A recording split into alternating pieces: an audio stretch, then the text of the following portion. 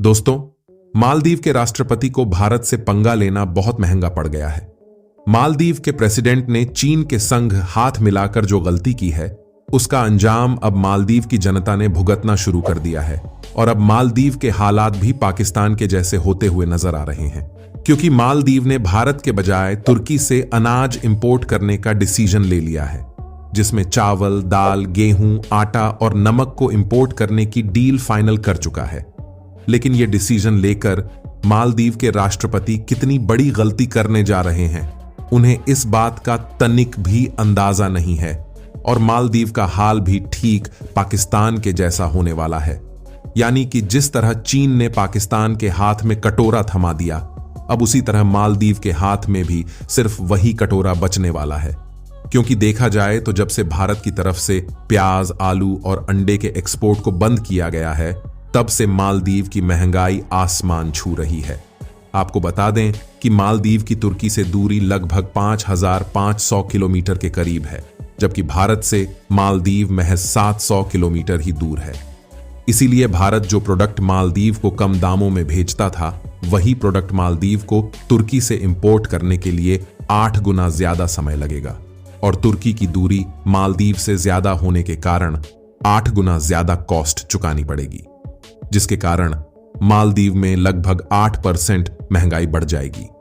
यानी कि आप देखें तो अभी मालदीव की महंगाई आसमान छू रही है और इसके बाद क्या हाल होने वाला है, आप इसका अंदाजा लगा सकते हैं। तो चलिए इस वीडियो में समझते हैं, लेकिन वीडियो में आगे बढ़ने से पहले वीडियो को एक लाइक करके चैनल को सब्सक्राइब जरूर कीजिएगा, क्योंकि आप असल में मोहम्मद मोईद जो चीन से मिलकर जब से वापस लौटे हैं, तब से दिन पर दिन भारत के खिलाफ नए नए फैसले लेना शुरू कर चुके हैं और इसी बीच भारत के ऊपर अपनी डिपेंडेंसी को पूरी तरह से भूल चुके हैं। और जो बायलैटरल ट्रेड मालदीव और भारत के बीच में लंबे समय से मजबूती के साथ टिका हुआ था, मोहम्मद मोईद जो इस ट्रेड रिलेशन को तोड़ने पर तुले हुए हैं, जबकि भारत के बजाय उनके संबंध तुर्की के साथ तेजी से जुड़ रहे हैं। यानी कि देखा जाए तो मालदीव के राष्ट्रपति मोहम्मद मोईद जो यह चाहते हैं कि जो प्रोडक्ट हम भारत से इंपोर्ट करते थे, उसी को तुर्की जैसे देशों के साथ शिफ्ट कर दिया जाए, और मालदीव के राष्ट्रपति भारत विरोध में इतना ज्यादा अंधे हो गए हैं कि उन्हें अपनी अर्थव्यवस्था का जरा सा भी ख्याल नहीं है कि आगे चलकर उनके साथ क्या होने वाला है। क्योंकि मालदीव के राष्ट्रपति ने गेहूं, चावल, दाल और नमक समेत सभी फूड प्रोडक्ट के इंपोर्ट के लिए तुर्की के साथ एग्रीमेंट साइन कर दिया है। यही नहीं, तुर्की मालदीव को इसी फरवरी के शुरुआती दिन से ही इन सभी फूड आइटम्स का एक्सपोर्ट चालू कर देगा। लेकिन मालदीव के राष्ट्रपति यह हिसाब लगाना भूल चुके हैं कि जहां भारत की दूरी महज 700 किलोमीटर है, वहीं तुर्की की दूरी लगभग 5,500 किलोमीटर है, जिससे इन फूड प्रोडक्ट के इंपोर्ट के लिए जो पैसे देने पड़ेंगे वह भारत की अपेक्षा 8 गुना ज्यादा है। इसके अलावा तुर्की से इन्हें आने में लगभग 8 गुना ज्यादा समय लगेगा, जिसके कारण मालदीव में महंगाई इस कदर बढ़ेगी कि वहां की जनता चाहकर भी सरवाइव नहीं कर सकेगी। और मालदीव का हाल भी पाकिस्तान के जैसा होने वाला है, जिससे पाकिस्तान की तरह मालदीव के हाथ में भी वही कटोरा बचने वाला है और इसके बाद वह भारत जैसे देशों से मदद की भीख मांगता फिरेगा।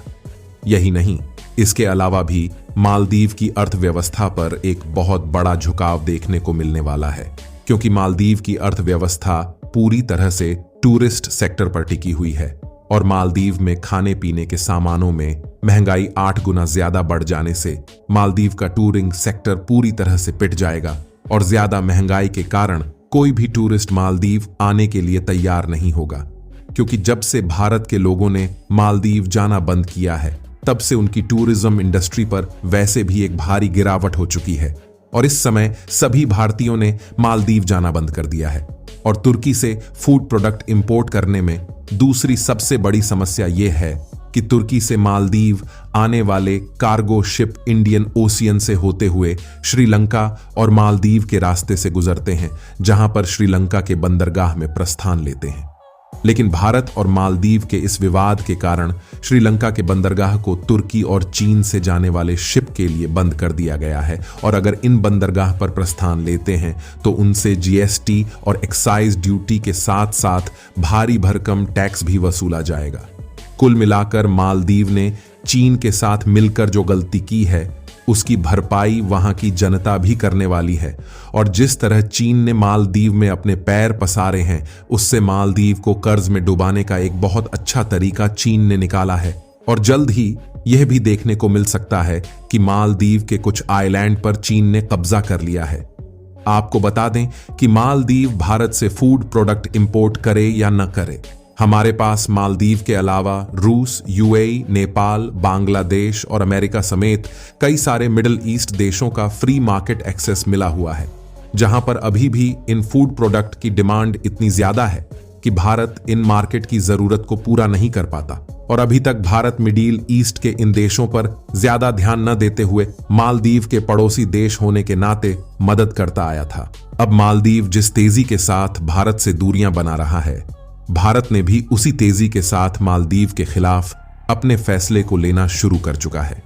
आपको यह बात जानकर हैरानी होगी कि मालदीव भले ही समुद्रों के बीच में बसा हुआ आइलैंड है, लेकिन उसके पास नमक तक बनाने की टेक्नोलॉजी मौजूद नहीं है, जिसके कारण मालदीव अपनी जरूरत का नमक भारत से इंपोर्ट करता है और जो थोड़ी बहुत और जरूरत होती है उसके लिए श्रीलंका से नमक इंपोर्ट करता है। और आप खुद इस बात का अंदाजा लगा सकते हैं कि मालदीव, जो कि चारों तरफ से समुद्र से घिरा हुआ आइलैंड है, उसके पास अभी तक नमक बनाने की टेक्नोलॉजी नहीं है। और ऐसे में वह भला दूसरे देशों पर किस तरह से डिपेंड रह सकता है। आपको बता दें कि मालदीव अपनी जरूरत का 1% नमक केवल भारत से ही इंपोर्ट करता है। इसके अलावा बचे हुए 20% श्रीलंका से इंपोर्ट किया जाता है और मालदीव हर साल भारत से लगभग $6 मिलियन का नमक खरीदता है।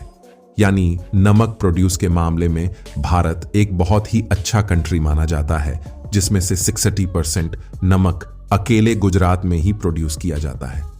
आप देख सकते हैं कि भारत का एक राज्य समुद्र के किनारे रहकर एक भारी मात्रा में नमक प्रोड्यूस करता है, जबकि मालदीव आइलैंड होकर भी अपने टूरिस्ट के लिए भी नमक प्रोड्यूस नहीं कर पाता। आपको बता दें कि भारत में लगभग हर साल 21 मिलियन मेट्रिक टन नमक प्रोड्यूस होता है। चीन, यूनाइटेड स्टेट के बाद भारत दुनिया का तीसरा सबसे ज्यादा और अच्छी क्वालिटी का नमक प्रोड्यूस करने वाला कंट्री है। भारत में ज्यादा मात्रा में नमक प्रोड्यूस होने के कारण अभी तक सस्ते दामों में मालदीव को टेबल सॉल्ट एक्सपोर्ट किया जाता था, जिससे मालदीव की इकोनॉमी में टूरिस्ट सेक्टर का एक बहुत बड़ा योगदान था। लेकिन अब मालदीव की गलती ही मालदीव की अर्थव्यवस्था को मिट्टी में मिलाने की तैयारी कर चुकी है। बाकी आप लोगों का इसके बारे में क्या सोचना है, अपनी राय कमेंट में जरूर बताएं और अपने मित्रों तक इस वीडियो को शेयर करें ताकि उन्हें भी जानकारी मिल सके।